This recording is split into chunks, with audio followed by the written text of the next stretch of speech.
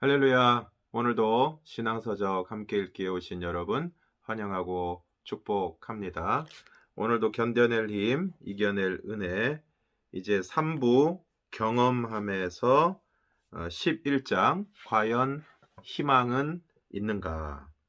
오늘 본문은 예레미야 애가 3장 18절에서 26절까지의 말씀인데, 스스로 이르기를 나의 힘과 여호와께 대한 내 소망이 끊어졌다 하였도다. 내 마음이 그것을 기억하고 내가 낙심이 되오나 이것을 내가 내 마음에 담아 두었더니 그것이 오히려 나의 소망이 되었사옴은 여호와의 인자와 긍휼이 무궁하심으로 우리가 진멸되지 아니함이니이다.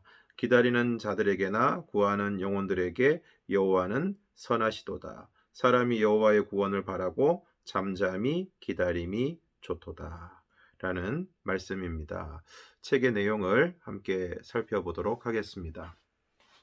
예레미야는 눈물의 선지자입니다. 예레미야는 주께서 내던지시다 라는 뜻으로 그의 이름은 시대적 상황을 암시합니다. 예레미야가 깊은 절망 속에서 탄식이 터져 나오는 가운데 부른 슬픈 노래가 예레미야 애가인데 곳곳에서 슬픔을 느낄 수 있습니다. 예레미야라는 이름이 주께서 내던지시다. 그러니까 예레미야가 예언을 하고 있던 당시의 유다를 하나님께서 내던지시는 것처럼 징계하시고 심판하시는 것을 우리가 볼 수 있습니다. 또한 예레미야, 특별히 오늘은 애가라는 것은 슬픈 노래라는 뜻이죠. 그래서 예레미야가 유다의 멸망을 바라보면서 슬픔을 노래한 책이 바로 예레미야 애가입니다. 우리는 기도조차 할 수 없는 상태를 경험할 때가 있습니다. 아무리 힘들어도 기도하러 교회에 나오는 사람은 그나마 괜찮은 상태입니다. 마음이 다쳐 기도할 수 없을 때가 있습니다. 희망할 수 있는 것이 아무것도 없을 때가 있습니다. 예레미야 선지자는 자신에 대한 희망은 물론이요, 주변에 대해서도 희망할 수 없고 하나님에 대해서도 희망할 수 없는 상태에 있습니다. 그러니까 예레미야 선지자 당시의 상황을 보면 아무런 기대와 소망을 가질 수 없는 그런 상태였다 하는 것을 볼 수 있습니다. 우리를 힘들게 하는 것은 아무런 희망도 없는 상태입니다. 그러나 더 깊이 들어가면 우리를 힘들게 하는 것은 희망 없는 상태가 아니라 거짓 희망을 안고 사는 것입니다. 희망한 것이 거짓임이 드러나면 그것만큼 잔인한 것은 없습니다. 세상은 거짓 희망으로 가득합니다. 사람들을 자극하고 충동질하는 것이 많습니다. 거짓 희망은 사람들을 망상에 젖게 합니다. 그것은 신기루입니다. 세상에서 말하는 희망은 다 신기루처럼 실현 불가능한 것이며 실현된다고 해도 진정한 희망이 될 수 없습니다.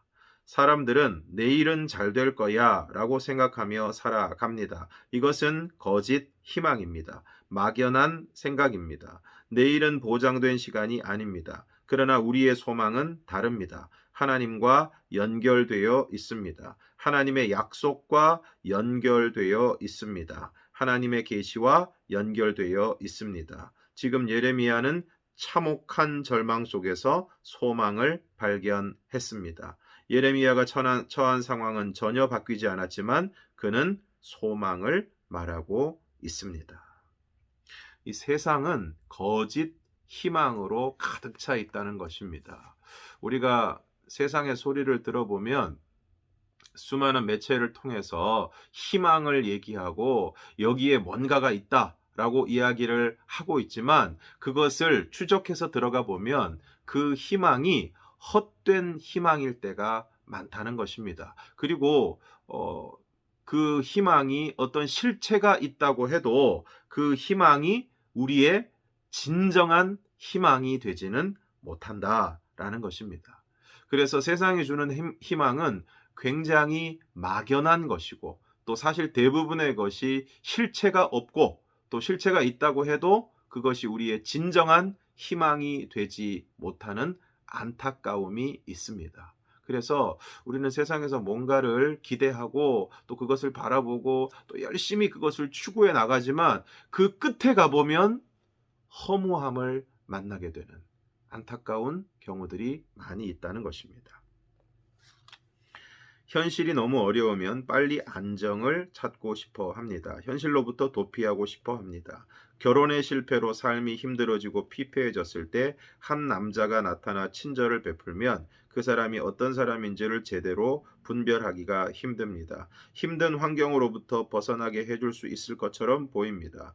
현실에서 도피하려는 열망으로 마음이 쉽게 바뀝니다. 그런데 이것은 강한 욕망이 빚어낸 현실 왜곡 현상입니다. 이로 말미암아 성급하게 행동하면 인생이 불행해집니다. 힘든 현실로부터 빨리 도피하려고 하면 오히려 더 위험해질 수 있습니다. 현실의 문제를 쉽게 해결해 줄 수 있을 것 같은 거짓 희망이 우리 앞에 어른거리면 분별력이 흐려질 수 있습니다. 부모가 날마다 싸우는 가정이 있습니다. 그런 가정에서 자란 사람들 가운데 결혼을 서두르는 경우가 있습니다. 전쟁터 같은 집에서 빨리 벗어나고 싶어 합니다. 거짓된 희망을 갖게 됩니다. 그러나 현실의 어려움으로부터 도피하는 것보다 중요한 것은 참된 소망을 붙잡는 것입니다. 지금의 처한 현실이 어려우면 우리는 어떻게 해서든지 그 현실을 벗어나려고 합니다. 그래서 그것을 벗어나기 위한 어떤 방법, 그리고 어떤 사람을 쉽게 의지하게 되는데, 그러한 성급한 결정, 성급한 방법, 그리고 누군가를 쉽게 의지하는 것이 오히려 우리를 더 힘들게 하는 경우들이 적지 않다는 것입니다. 예레미야가 발견한 소망의 줄은 무엇입니까? 예레미야는 왜 그것이 오히려 소망이 되었다고 고백합니까? 여호와의 인자와 긍휼이 무궁하심으로 우리가 진멸되지 아니함이니이다. 이것은 하나님의 성품입니다. 예레미야는 하나님의 성품을 생각합니다. 예레미야가 발견한 소망의 줄은 세상의 헛된 희망이 아니라, 그리고 지금의 현실에서 도피하고자 하는 어떤 방법, 어떤 사람이 아니라, 오늘 예레미야가 붙잡은 소망의 줄은 바로 여호와의 인자와 긍휼이라는 것입니다. 여호와의 인자와 긍휼이 무궁하심으로 우리가 진멸되지 않고 우리에게 소망이 있습니다. 라고 고백하고 있는 것입니다. 하나님은 어떤 분이십니까? 하나님은 인자와 긍휼이 무궁하십니다. 여호와의 인자와 긍휼이 끝이 없다는 것은 시간적 개념이 아닙니다. 이것은 하나님의 완전하심을 뜻합니다. 그러므로 우리의 소망은 변함없는 하나님의 성품과 연결되어야 합니다. 우리는 하나님이 계시하신 말씀을 통해 그분의 성품을 발견할 수 있습니다. 그러므로 우리는 성경을 읽을 때마다 하나님의 성품에 관심을 가져야 합니다. 그렇습니다. 오늘 우리가 성경을 읽는 가장 중요한 이유 중에 하나는 하나님에 대해서 알기 위해서, 하나님을 더 알기 위해서 성경을 읽게 되는데, 하나님을 더 안다는 것은 구체적으로 하나님의 성품, 하나님이 어떤 성품을 가지신 분이신가를 알아가는 것이다 라는 것입니다. 우리가 귀 기울여야 하는 것은 소문이나 세상의 정보가 아니라 하나님의 계시, 하나님의 언약한 말씀입니다. 우리는 영원한 말씀에 귀 기울여야 합니다. 이것들이 아침마다 새로우니 주의 성실하심이 크시도소이다. 하나님은 변함없는 분이십니다. 믿을 수 있으려면 변함이 없어야 합니다. 변하는 것을 어떻게 믿겠습니까? 그렇습니다.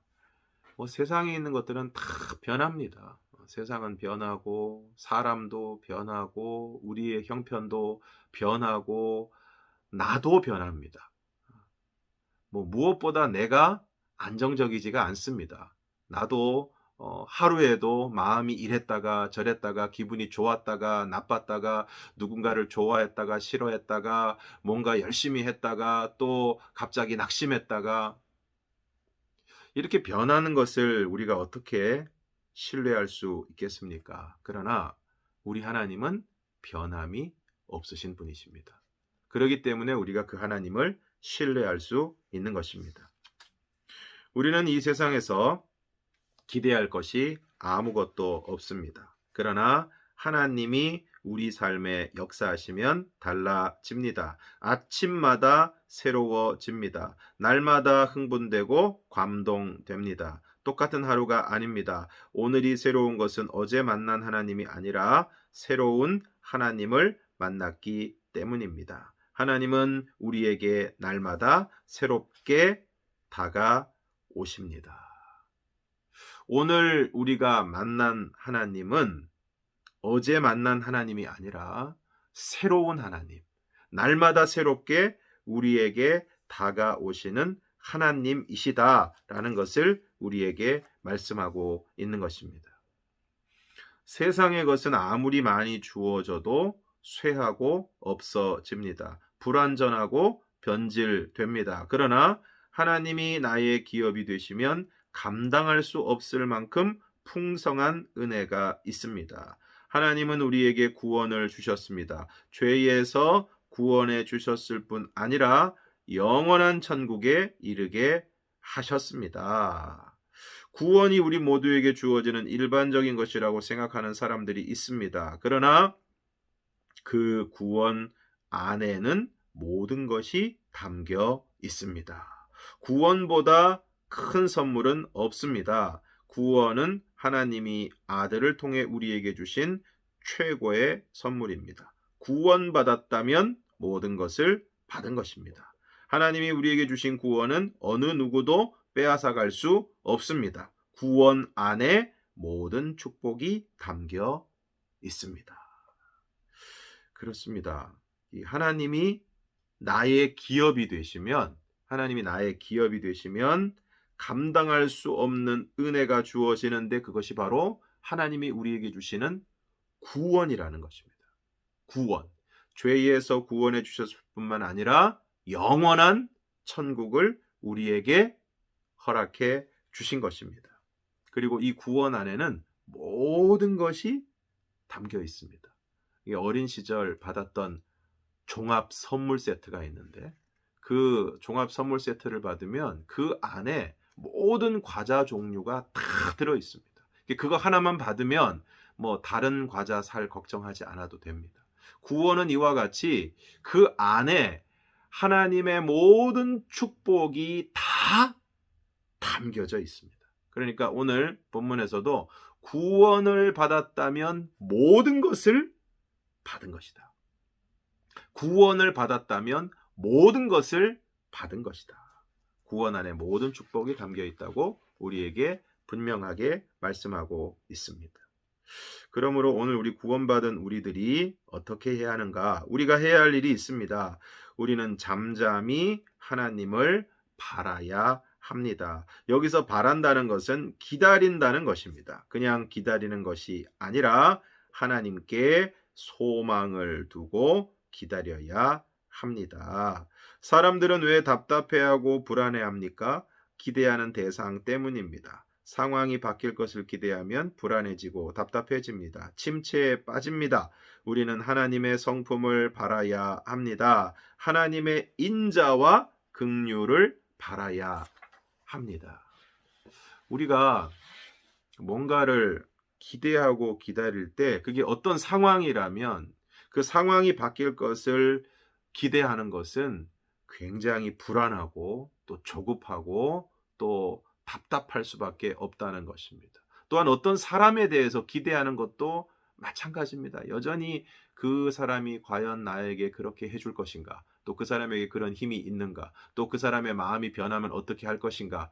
늘 초조하고 조급할 수밖에 없다는 것입니다. 그러지 말고 오늘 우리가 하나님의 성품, 하나님의 인자와 긍휼을 바라는 것이 중요하다. 하나님의 인자와 긍휼을 바라는 것이 중요하다라는 것을 말씀하고 있습니다. 신앙생활에서 가장 중요한 훈련은 기다림입니다. 기다림은 수동적인 것입니다. 우리가 할 수 있는 것이 아무것도 없습니다. 그러므로 우리는 하나님을 바라야 합니다. 기다리는 것은 쉽지 않습니다. 자칫하면 기다림에 실패합니다. 그러므로 우리의 시선을 다른 것으로 돌리지 않아야 합니다. 기다리는 동안 우리 마음을 다른 것에 빼앗기지 않아야 합니다. 오직 하나님께 시선을 두어야 합니다. 이것이 정말 중요합니다. 그리고 이것이 믿음에 있어서 굉장히 중요한 내용입니다. 우리가 믿는다고 이야기하지만, 우리의 시선을 하나님께 둔다고 이야기하지만, 우리는 많은 경우 불안하고 또 어떤 상황 때문에, 또 어떤 고난과 어려움 때문에 자꾸만 우리의 시선이 다른 것으로 흐트러집니다. 또 세상을 바라보고, 또 힘 있는 사람을 바라보고, 또 내가 뭔가를 하려고 하고. 그러지 말고 기다리는 것이 결코 쉽지 않지만 다른 것에 마음을 빼앗기지 않고 오직 하나님께 시선을 두는 것이 필요하다는 것입니다. 그래서 찬양 가운데도 보면 나의 영혼이 잠잠히 하나님만 바라며 나의 구원이 그에게서 나는도다. 이와 같은 고백으로 하나님을 변함없이 진실하게 바라보는 것이 우리에게 필요하다는 것입니다. 예레미야 선지자를 통해 하나님은 우리가 의지하고 붙들어야 할 것이 무엇인지 분명히 가르쳐 주십니다. 우리는 무엇을 바라보아야 합니까? 우리가 바라보아야 할 것은 오직 하나님뿐입니다. 변함없는 하나님의 성품을 의지해야 합니다. 우리는 인자와 긍휼이 무궁하신 하나님을 바라보고 하나님만 잠잠히 기다려야 합니다. 어제 기도했다면 오늘도 기도의 자리에 나와야 합니다. 기도의 자리를 지켜야 합니다. 이것이 믿음을 지키는 것이요, 잠잠히 하나님을 기다리는 것입니다. 오늘 우리가 소망하는 것은 무엇입니까? 우리가 소망해야 할 것은 하나님 한 분뿐입니다. 하나님께만 답이 있습니다. 초점을 정확히 맞추어야 합니다. 우리는 자신도 모르게 다른 것에서 답을 찾으려고 할 때가 많습니다. 우리는 거짓 희망, 세상에 떠도는 소문, 수많은 정보, 사람들의 말, 무한하지 않은 것에 소망을 두도록 우리를 유혹하는 속삭임을 단호히 거절해야 합니다.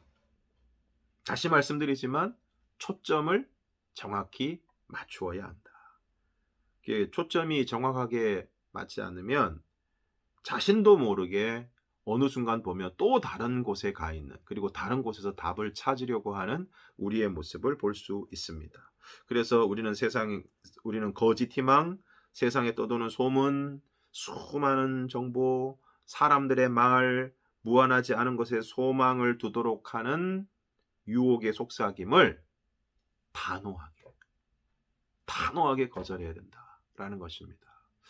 뉴스를 보면, 또 인터넷을 보면, 또 휴대폰을 열어서 여러 가지 정보를 확인하면 그야말로 막 쏟아져 들어옵니다.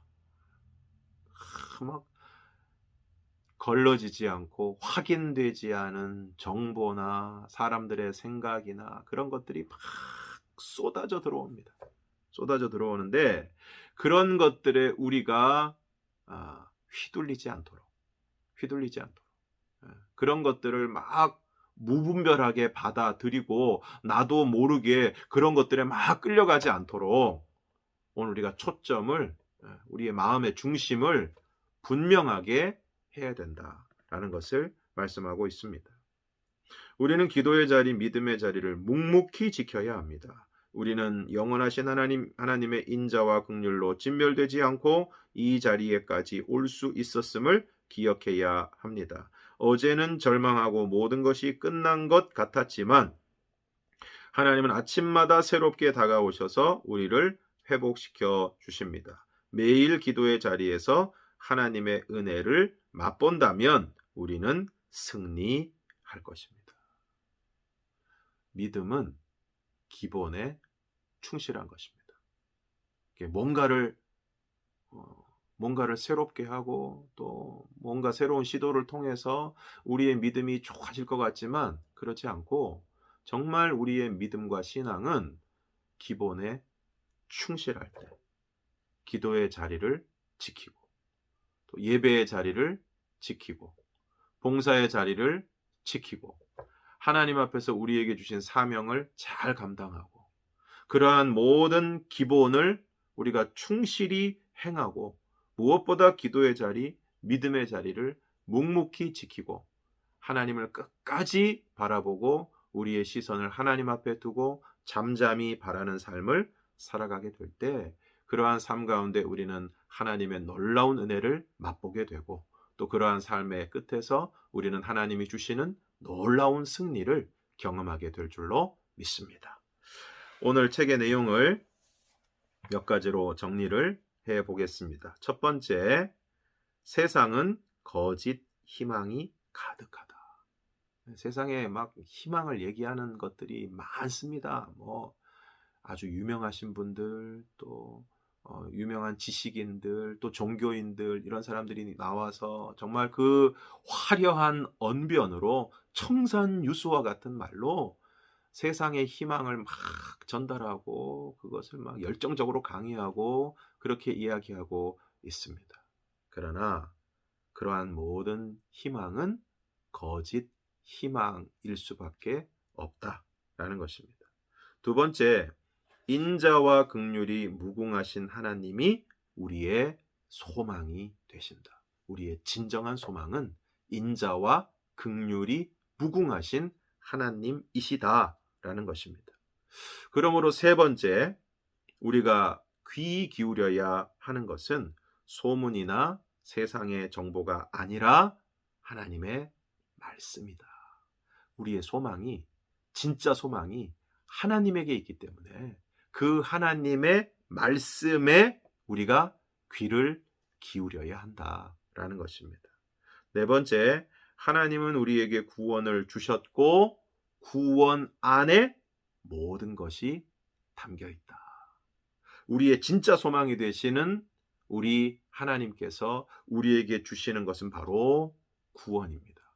그런데 그 구원 안에 모든 것이, 종합 선물 세트, 모든 것이 담겨 있다는 것입니다.